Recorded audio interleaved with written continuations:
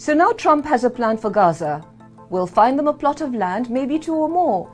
Build them some nice, beautiful places where they can be happy. Oh yes, after leveling their homes, after burying their children under rubble, after turning an entire city into unlivable wasteland, now suddenly Trump wants to do Gazans a favor.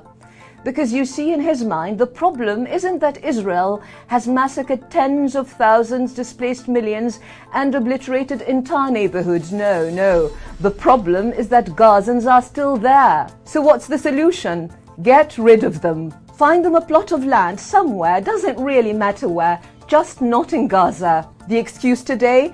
Gaza is destroyed. It is uninhabitable, as Steve Witkoff, Trump's billionaire mogul friend, put it. And whose fault is that, Steve?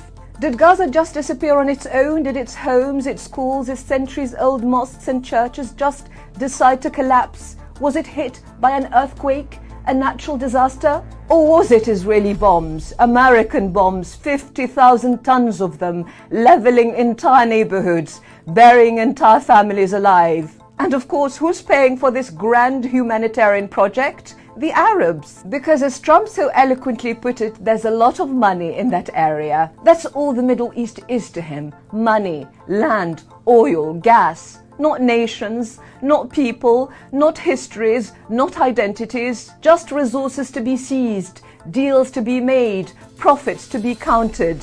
But this isn't just about business, it's colonialism dressed as capitalism. Trump isn't just another greedy developer looking for land. He is both a racist colonialist and a ruthless businessman. And the hypocrisy, the glorious hypocrisy. This is the same Trump who built his entire political brand on shutting borders. The man who ranted and raved about migrants invading America, who caged children at the border, who banned refugees, who called asylum seekers criminals and rapists. But when it comes to the Palestinians, suddenly migration is good. Suddenly displacement is necessary. Suddenly he's all about relocation and resettlement.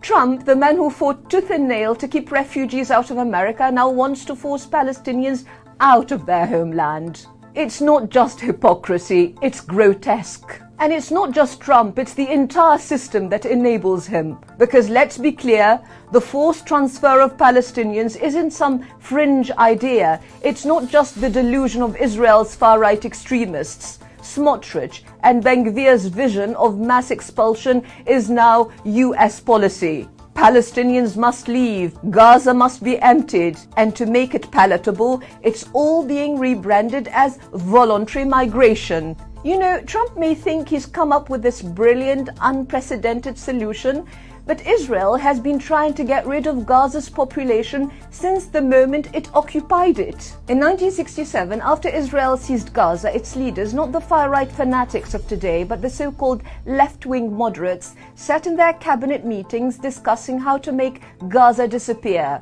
Prime Minister Levi Eshkol spoke openly of emptying out Gaza first. Not ruling it, not even controlling it, removing it. Defense Minister Moshe Dayan suggested that only a quarter of Gaza's population should remain, while the rest must be removed from there under any arrangement that's made. Eshkol wanted to make life so unbearable that Palestinians would simply leave on their own.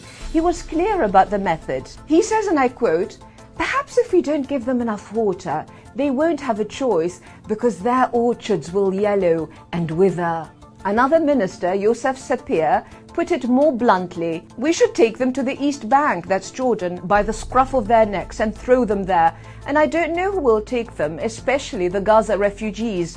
Remember, 87 of Gaza's inhabitants are refugees from the towns and villages cleansed in 1948 to make way for Israel. The same language, the same logic, the same genocidal vision.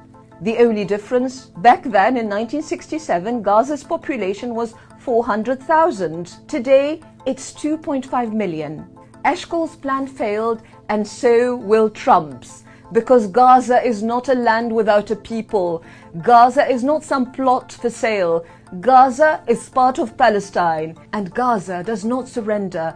Gaza has always resisted. Dayan, the man who wanted to thin Gaza's population, thought he had finally crushed its resistance in the 1970s. He thought that if he could assassinate Ziad al-Husseini, the Palestinian commander leading the resistance in Gaza and northern Sinai after their occupation, the fight would end. He was so convinced of it that in frustration he admitted, "I rule Gaza by day, but al-Husseini rules it by night." So Israel went after him. They arrested his mother, Suad al-Husseini, tortured her, gouged out one of her eyes.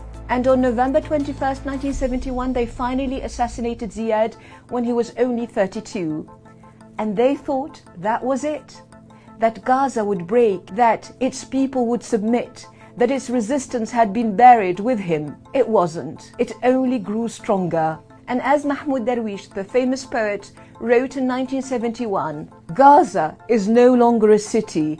It is a burning battlefield in which the adversary's victories, hopes, values are tested. The illusory facts on the ground he is trying to create, thinking that time is on his side, will be mocked by that very same time, as well as by the trail of crushing defeats past invaders suffered in the alleyways of Gaza at the hands of its sons and daughters." That was written half a century ago. And today, after everything, after the bombs, the starvation, the massacres, Gaza still stands. Trump may repeat it 100 times. Take the people, take the people, take the people. But the people of Gaza have already answered with their bodies, with their voices, with their march through the ruins, with their refusal to leave the land that is theirs. We are not leaving.